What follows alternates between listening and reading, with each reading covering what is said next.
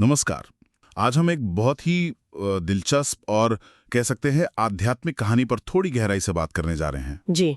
ये कहानी जुड़ी है ब्रज की भूमि बरसाना से और वहाँ की आप समझिए नवजात राजकुमारी श्री राधा रानी के जन्म के समय के एक रहस्य से। हाँ, वो बंद आंखों वाला रहस्य। बिल्कुल, बात करेंगे उनकी उन बंद आंखों की जिन्होंने जन्म के बाद भी मतलब दुनिया को नहीं देखा था। बिल्कुल। और देखिए, हमारी जो ये चर्चा है, इसका आधार है श्री राधा रानी, वृषभानु और कीर्ति देवी का आशीर्वाद नाम का एक पाठ, अच्छा। जिसके कुछ अंश हमारे पास हैं। और ये पाठ हमें सीधा उसी समय में ले जाता है, मतलब वृषभानु के महल में, जहाँ एक तरफ तो बहुत खुशी है, आनंद है। हाँ, संतान प्राप्ति का। बिल्कुल। लेकिन दूसरी तरफ एक गहरा अनकहा सा सवाल भी है। हाँ, वो तो है। सोचिए जरा, उस महल का माहौल कैसा रहा होगा। राजा वृषभानु और रानी कीर्ति देवी को इतने लंबे इंतजार के बाद संतान मिली है, एक प्यारी सी बेटी। जी। तो पूरे बरसाना में तो उत्सव होना चाहिए, धूम होनी चाहिए, पर महल के अंदर एक अजीब सी शांति है, जिसमें खुशी तो है पर एक हल्की सी चिंता भी घुली हुई है। और वजह ये कि जो नवजात बालिका हैं उन्होंने अपनी आंखें नहीं खोली हैं। और यही हमारी आज की बातचीत का केंद्र है। हम इस स्रोत के जरिए ये समझने की कोशिश करेंगे कि राधा रानी की बंद आंखों का ये रहस्य आखिर था क्या। हाँ। उनके माता पिता की जो भावनाएं थीं, उनकी यात्रा कैसी रही, और फिर अंत में उन्हें किस तरह का एक दिव्य आशीर्वाद मिला। सही। ये सिर्फ एक घटना नहीं है, ये अपने आप में एक बहुत गहरा आध्यात्मिक प्रतीक है। तो चलिए फिर शुरू करते हैं उस शुरुआती दौर से। पाठ में कैसा वर्णन है वृषभानु और कीर्ति देवी की उस वक्त की मनोदशा का? जाहिर है मतलब वो तो चाहते ही होंगे अपनी बच्ची को देखना, निहारना। आपने बिल्कुल सही पकड़ा। देखिए, विवरण हमें ये बताता है कि महल में बाहर से तो शांति थी, पर वो कोई खालीपन वाली शांति नहीं थी। अच्छा। वो शांति थी जिसमें गहरी श्रद्धा थी, प्रेम था, और हाँ, एक दबी हुई चिंता भी थी। वृषभानु और कीर्ति देवी घंटों अपनी बेटी के पालने के पास बैठे रहते। उनके मन में एक बहुत ही स्वाभाविक मानवीय इच्छा थी, भाई अपनी बच्ची की पूरी छवि देखें, उसकी आंखों में झांकें। हाँ, वो कनेक्शन फील करें। बिल्कुल, वो जुड़ाव महसूस करने की जो माँ बाप अपनी संतान की आंखों में देखकर करते हैं। ये तो किसी भी माँ बाप के लिए बहुत नेचुरल है, लेकिन यहाँ सिचुएशन अलग थी। दिन बीत रहे थे पर आंखें थीं कि बंदी थीं। हाँ, और पाठ इस बात पर खास जोर देता है कि उनकी आंखें ऐसी बंद थीं जैसे वो किसी बाहरी, मतलब इस स्थूल जगत के नजारे का इंतजार ही नहीं कर रही हों। ऐसा महसूस होता था मानो वो किसी अलौकिक, किसी दिव्य दृश्य की प्रतीक्षा में हो। और यही बात महल में एक साधारण से रहस्य से बढ़कर एक, आप कह सकती हैं, ईश्वरीय कौतुक का विषय बन गई थी। लोग कानाफूसी करने लगे थे। तो क्या इसको किसी फिजिकल प्रॉब्लम की तरह देखा जा रहा था? मतलब कोई मेडिकल रीजन हो सकता है? नहीं, यही तो दिलचस्प बात है। स्रोत इस संभावना को सिरे से खारिज करता है। इसे किसी शारीरिक कमी या बीमारी के तौर पर बिल्कुल नहीं दिखाया गया है। अच्छा। बल्कि इसे साफ तौर पर एक दिव्य लीला कहा गया है। दिव्य लीला यानी ईश्वर की कोई रहस्यमयी उद्देश्यपूर्ण क्रीड़ा। बिल्कुल सही। पाठ इसे इसी नजरिए से देखता है, एक दैवीय चयन, एक सोच समझकर किया गया दिव्य कार्य।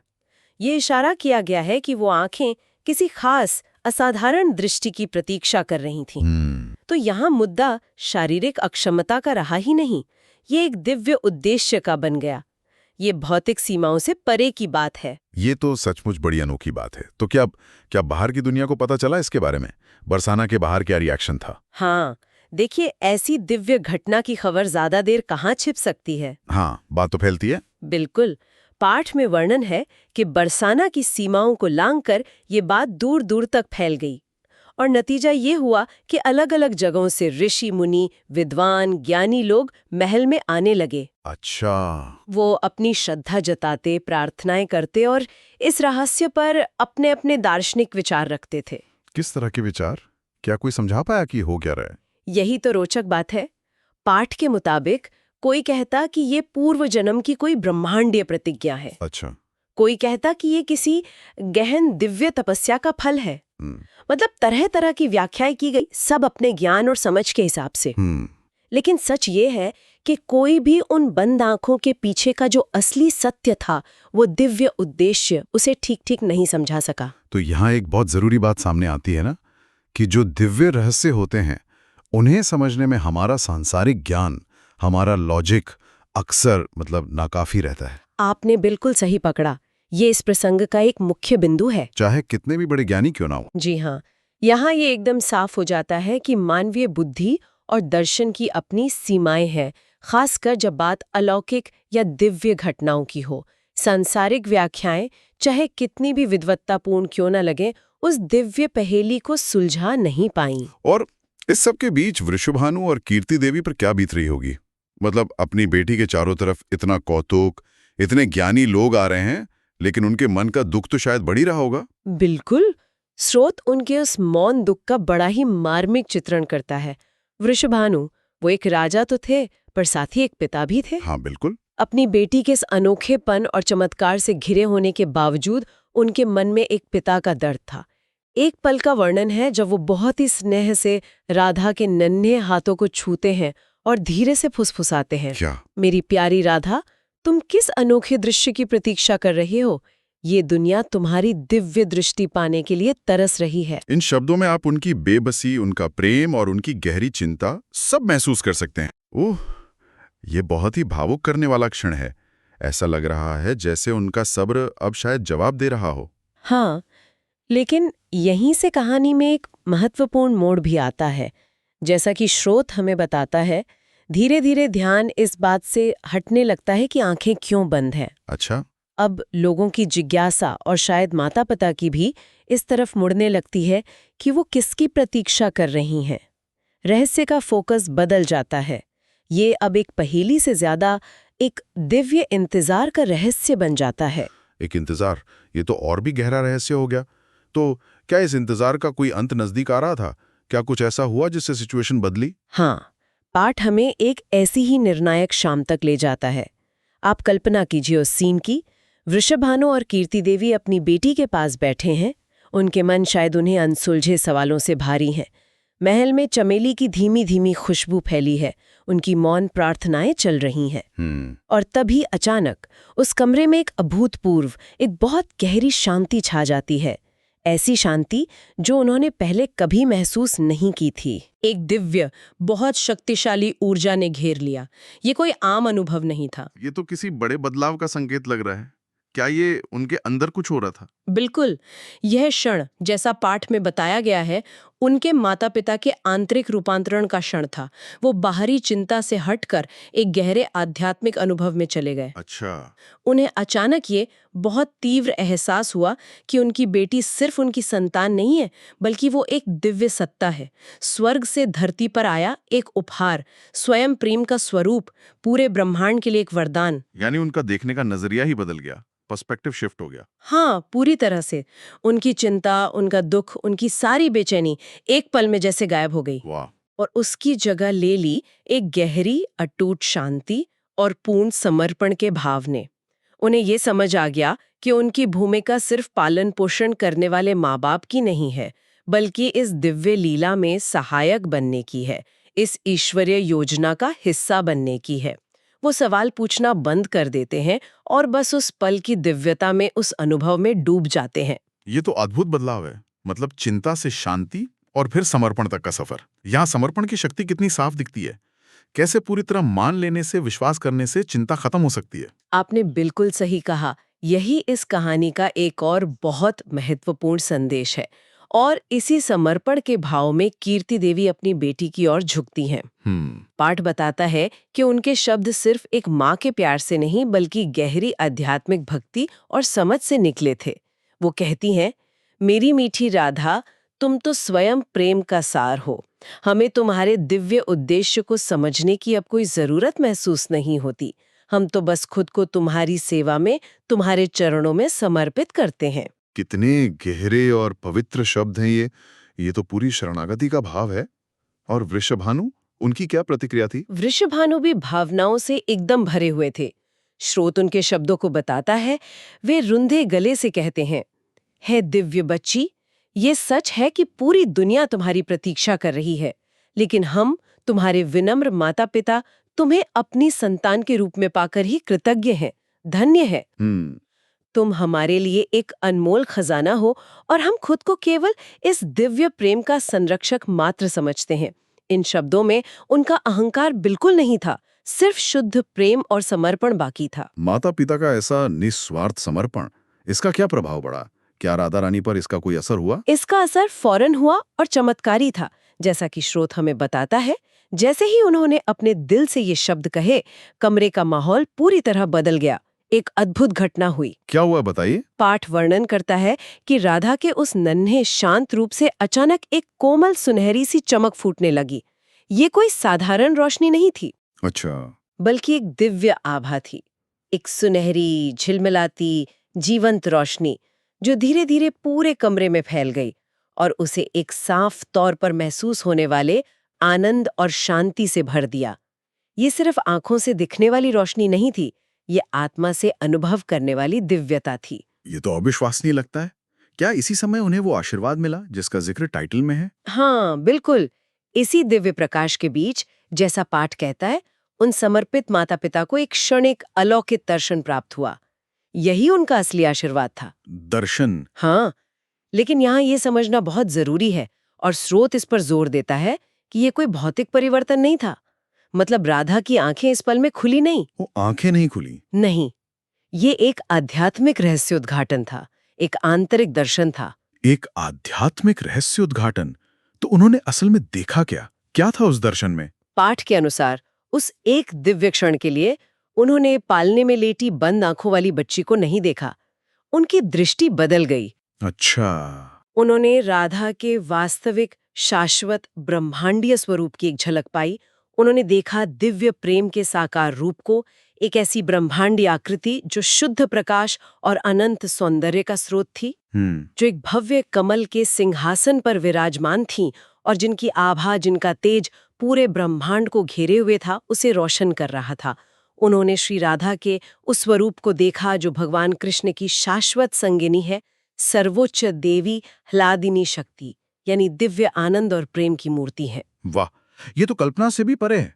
मतलब एक पल में अपनी नन्ही सी बच्ची का ऐसा विराट कॉस्मिक रूप देखना, ये तो उनके लिए पूरी जिंदगी बदल देने वाला अनुभव रहा होगा। निश्चित रूप से। पाठ यही कहता है कि उस एक झलक ने, उस दर्शन ने उनके लिए सब कुछ बदल दिया। उनकी सारी बेचैनी, सारे सवाल, सारे शक पूरी तरह से मिट गए।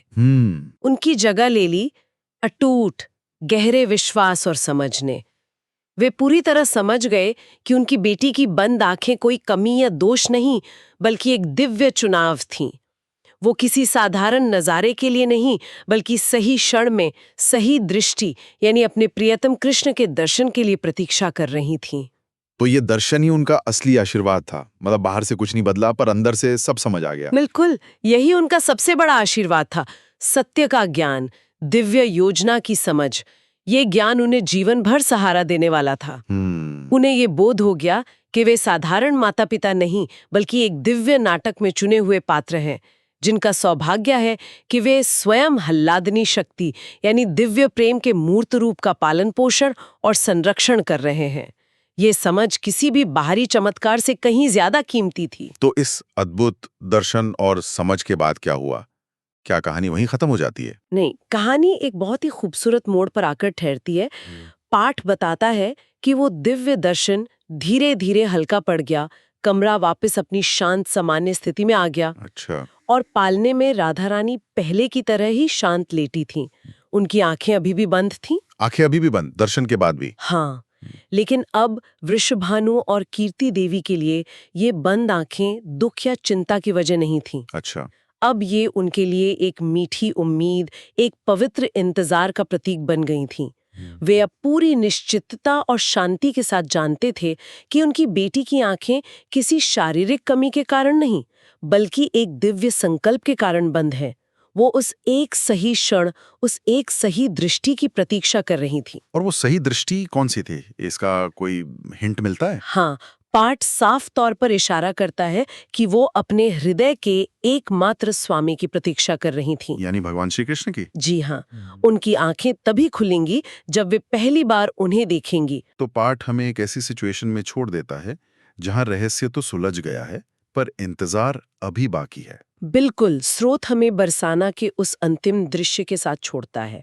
राधा रानी का लाड़ प्यार से पालन पोषण हो रहा है, उनकी आंखें अब भी बंद हैं, लेकिन उनके माता पिता अब गहरी समझ, विश्वास और शांति से भरे हुए हैं। महल का माहौल अब चिंता का नहीं, बल्कि एक पवित्र, आनंदमयी प्रतीक्षा का है। और ये प्रतीक्षा सिर्फ उनकी नहीं, ऐसा लगता है मानो पूरा ब्रह्मांड, ब्रज की हर आत्मा, हर कण सांस रोके हुए उस दिव्य क्षण का इंतजार कर रहा है जब वो आंखें खुलेंगी। वाह! सब जानते हैं कि कुछ बहुत ही अद्भुत और महत्वपूर्ण होने वाला है। तो अब सवाल ये नहीं है कि आंखें कब खुलेंगी, बल्कि ये है कि कौन सी दिव्य दृष्टि उन्हें खुलने के लिए प्रेरित करेगी।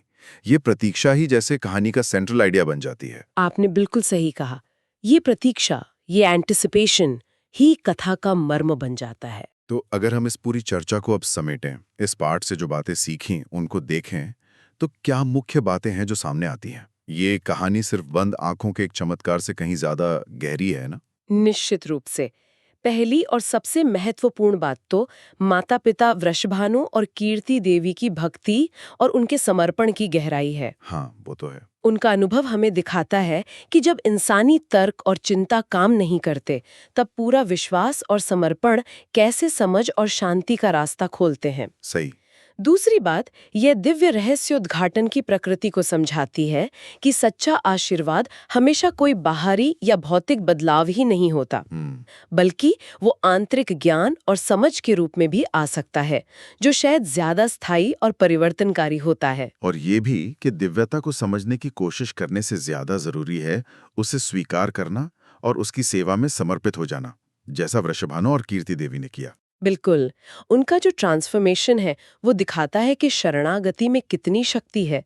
और आखिर में ये कहानी हमें प्रतीक्षा के सौंदर्य और उसके महत्व पर भी सोचने को मजबूर करती है। हाँ, एक ऐसी प्रतीक्षा जो विश्वास से भरी हो, जो दिव्य समय पर अटूट आस्था रखती हो। हाँ, जिस तरह से पाठ हमें उस प्रतीक्षा की स्थिति में छोड़ देता है, वो अपने आप में बहुत असरदार है।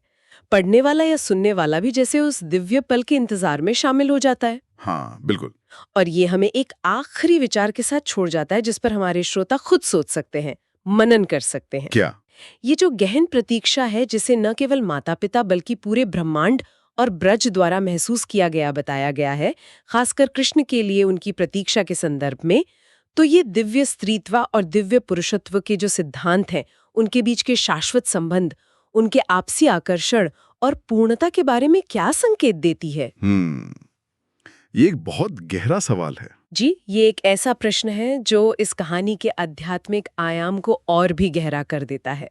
निश्चित रूप से ये दिव्य प्रेम, अटूट विश्वास, गहरे रहस्य और समर्पण की एक अद्भुत गाथा है, जो हमें मानवीय भावनाओं और आध्यात्मिक अनुभवों के कई अलग-अलग लेवल्स पर सोचने का मौका देती है। श्री राधा रानी की लीलाओं का ये अंश वाकई दिल को छूने वाला है और एक तरह की आत्मिक शांति भी देता है। इसमें कोई शक नहीं। ये कथा हमें याद दिलाती है कि जीवन के जो सबसे बड़े रहस्य हैं, वो अक्सर तर्क से नहीं बल्कि प्रेम और विश्वास से ही समझे जा सकते हैं।